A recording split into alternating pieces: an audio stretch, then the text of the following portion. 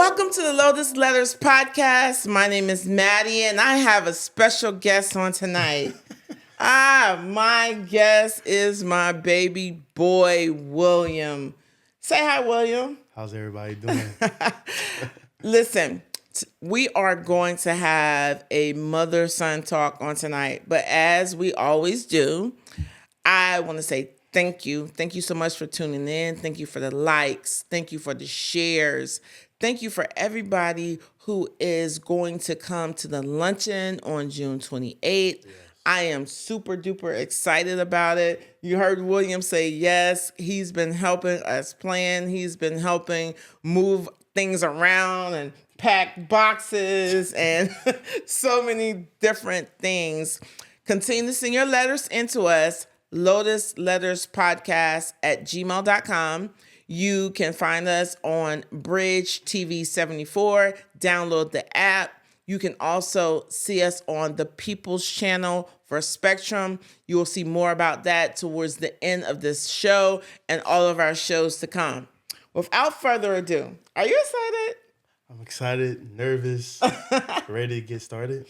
Don't be. I want you to think of this particular podcast session just like the sessions we have whenever we're talking in my room late night, or sometimes William be like, Mom, you want to watch a movie? And we'll end up talking during the entire movie, or like when we go out and do things, we're just talking. We just happen to be on camera sharing some of the things with our viewers. I guess it's better that there are not actually people here, so I don't got to worry about the eyes on me. But listen, you are the man of the hour. You like being the man of the hour sometimes. He's the baby in the family. And like everybody does for William. You just have that natural charisma, right? You do. You have a great heart. And I'm not just saying this because he's my son. William truly does have an amazing heart. So I said it before, but without further ado, can you please read your letter? Did you bring one? Of course I did. Okay. Can we hear it? And then I'll tell them what we're going to talk about, okay?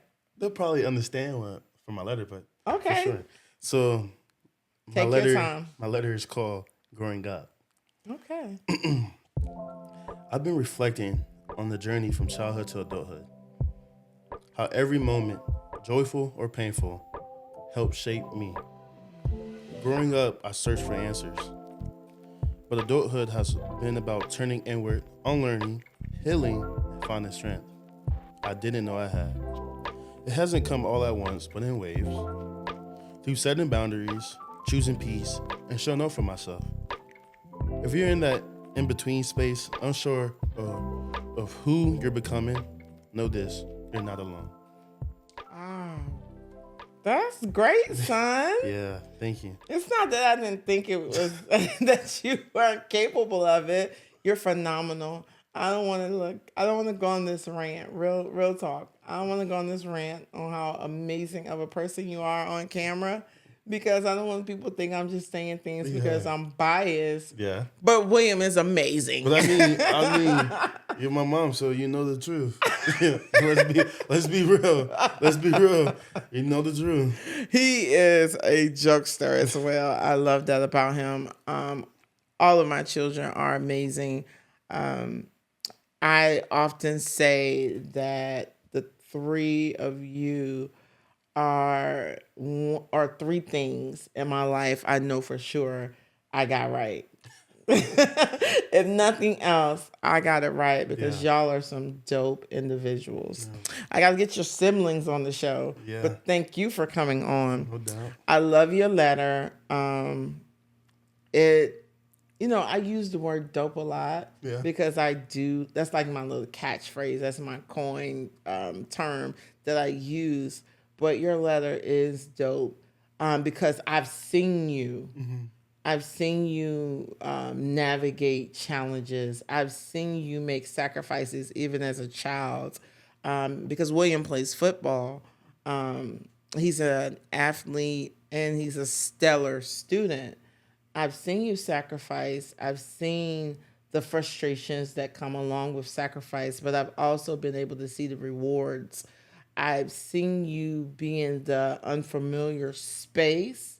of not really knowing what to expect next, but knowing that you were going to tackle it because that's just who you are.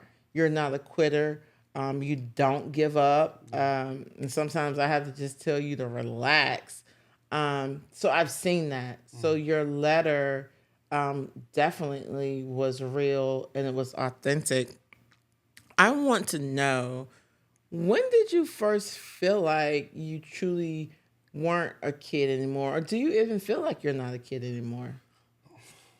That's a great question.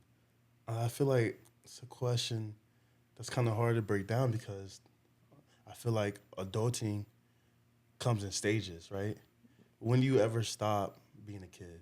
Especially with my mom and my dad still being here, I still have them to not fall back on, but to help guide me through every stage of my life. For example, you having your first child, that was a different stage of adulthood. So you had to navigate that. You had help from your mother, but that's just another part to navigate. So I feel like there's so many different stages of childhood, one, but also adulthood, that you never truly become or feel like you're an adult until you have nobody to fall back on. And right now, I don't feel like that.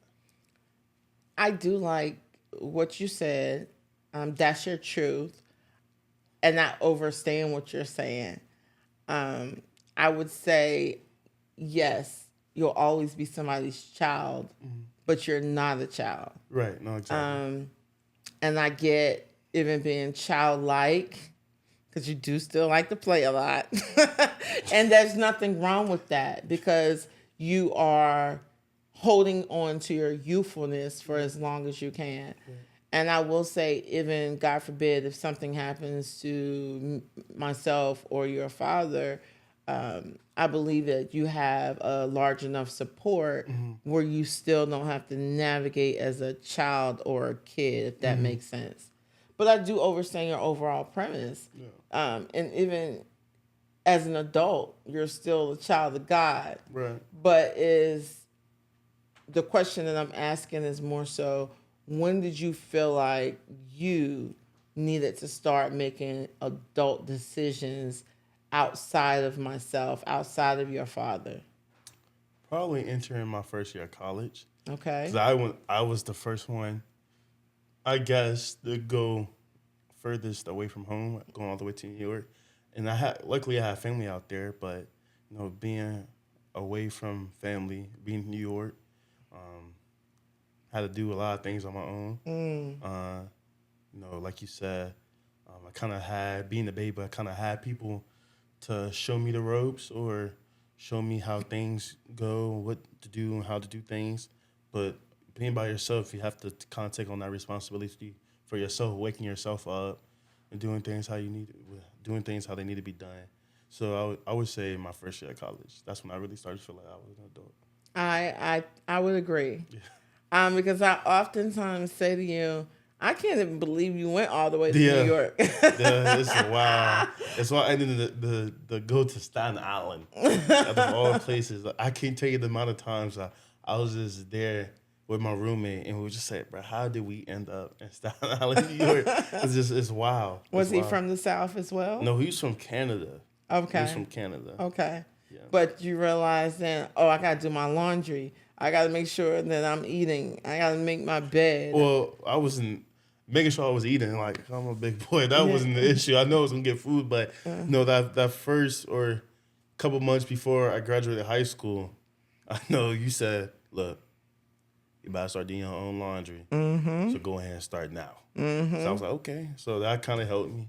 Yeah. Because I could see that some of my peers at college, they still kind of had that somebody's going to do it for me type of mindset. And so you guys prepared me well for college, I felt like.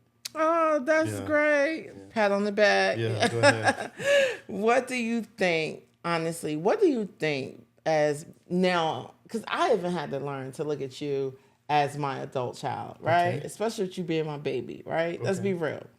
And what do you think has been the biggest shift in our relationship since you've entered into your adulthood, into your adult child era? I would say the passing of responsibilities, making appointments, showing up to those appointments, you know, going to work, staying at work, stuff like that. Because I'll probably call out. But anyway, just responsibilities. Because like I said, being a baby, you still call me your baby because I am. But you tend to, or you, they might say my older siblings, they might say, "Oh, you still baby him, you still spoil him." But I don't feel like that now. Okay. You definitely, looking back, hindsight is always 20/20. You definitely did spoil me a little bit, but just the passing responsibilities. Yeah. I respect that. I respect that. Yeah. What is your definition of adult child? Now that I heard you say, "Oh, looking back, I definitely spoiled you." Okay, you owning it. Adult. My definition of adult child. Wow. I don't know. I guess a young man or woman entering the early stages of adulthood that still needs their parents. I would say that because at your age, you don't feel like you need your parents right now, do you? Sometimes I do need my mom. I do. But so that's why I was able to understand what you were saying in regards to the kid in you. Yeah. Sometimes I do have to call her and I'll be like, "Ma, I just need to call you today." Yeah, so that's like what, more emotionally? Or sometimes. Not actually having to do stuff for you. Right. Okay. Emotional support. Yeah, okay. Yeah, just sometimes you just want to be like, "I need my mama." Yeah. Well, I feel like that's kind of, it's not really different, but that's more so just a support system. Because your parents are, your family, your parents, they're usually your first support system. So I feel like I like how you use that term usually because we do have to acknowledge not everybody has that, whether their parents are living or deceased. Mm-hmm. Sometimes people, their reality is they cannot go to their parents. Right. So I love how you said usually because we don't just say everything is an end all be all for everybody. Exactly. We want to be sensitive. So that was very good. I'm doing a good job in our lotuses. I will honestly say, and this is a nugget, this is a plug. I love my children. I do the best that I can to pour into them.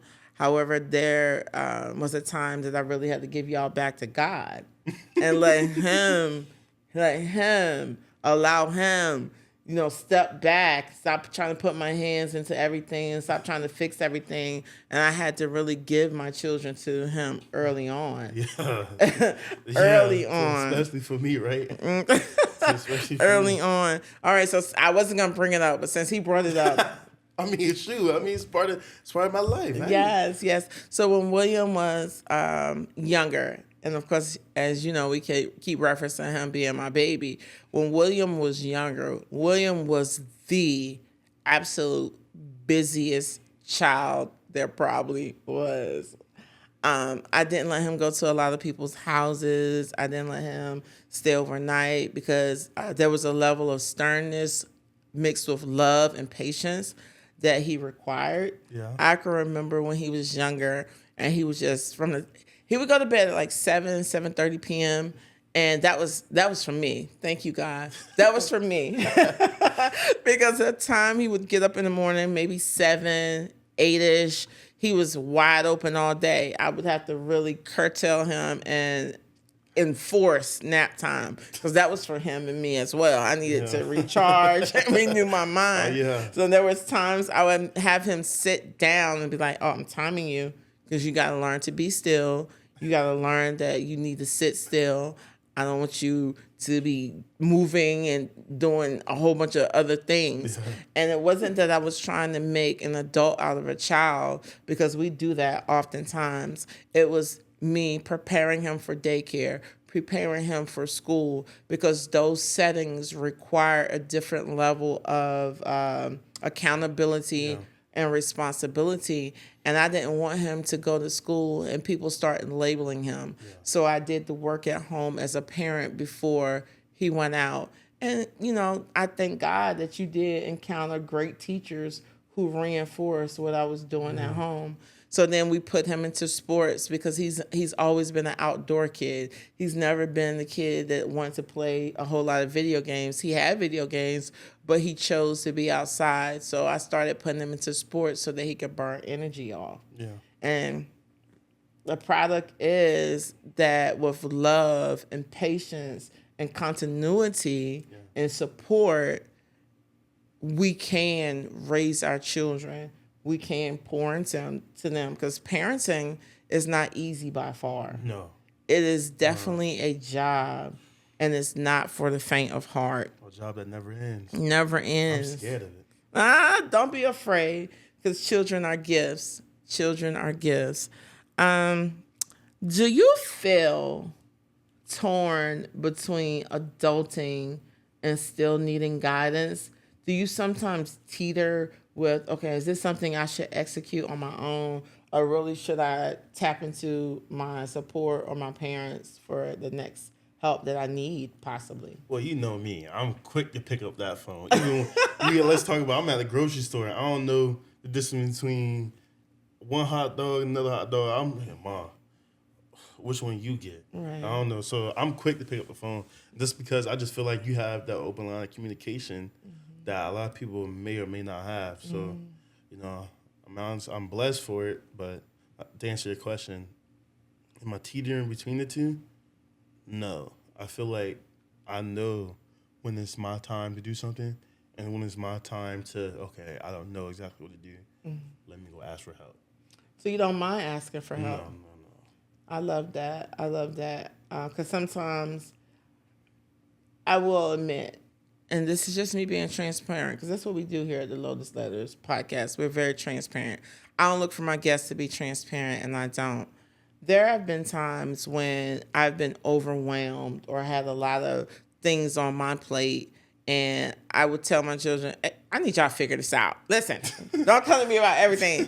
But I'm glad that even in doing so, in times I've said it out of frustration, and it may not have been well received, I'm so glad it did not close our line of communication that made it difficult or even challenging, or you second guessing yourself saying, hey, can I really go to my mom? Is this too much for her right now?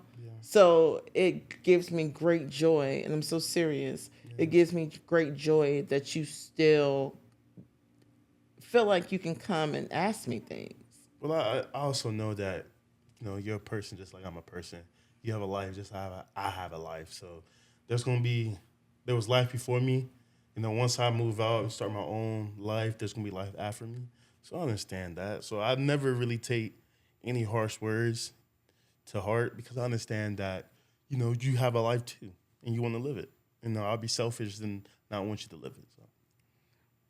This is my son, okay? You feel me? This is my son.